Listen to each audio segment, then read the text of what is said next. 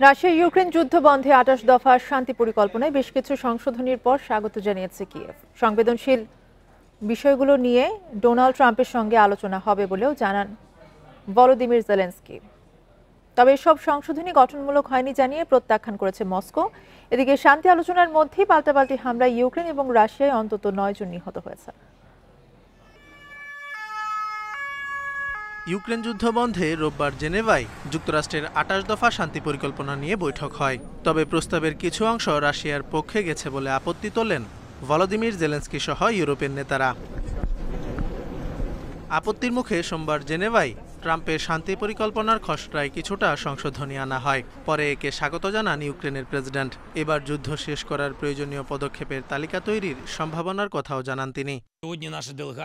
শান্তি প্রস্তাবে অনেক সঠিক উপাদান অন্তর্ভুক্ত করা হয়েছে, তবে সংবেদনশীল বিষয়গুলো নিয়ে আমরা প্রেসিডেন্ট ট্রাম্পের সাথে আলোচনা করব। ইউক্রেন কখনো শান্তি প্রক্রিয়ায় বাধা হবে না, কারণ লাখ লাখ ইউক্রেনীয় শান্তির জন্য মুখিয়ে আছে। শান্তি পরিকল্পনা নিয়ে আলোচনার মধ্যেও ইউক্রেনের আবাসিক ভবনগুলোতে রুশ হামলার নিন্দা জানান জেলেনস্কি। শান্তি আলোচনার মধ্যেও আমাদের ওপর হামলা হচ্ছে, আমরাও প্রতিক্রিয়া জানাবো। যদি আমরা যুদ্ধের অবসানের পথেই হাঁটি, তাহলে আমাদের জনগণের ওপর বড় হামলা হওয়া উচিত নয়, আর এই বিষয়টি নিশ্চিত করতে পারে বিশ্বের শক্তিশালী নেতারা। এদিকে প্রস্তাবের সংশোধনীগুলো সম্পূর্ণরূপে গঠনমূলক নয় আখ্যা দিয়ে তা প্রত্যাখ্যান করেছে রাশিয়া। তাছাড়া জেনেভায় শান্তি প্রস্তাবের ওপর আলোচনায় অংশ নেননি রাশিয়ার কোনো প্রতিনিধি। Zobayer Hossain, Independent news.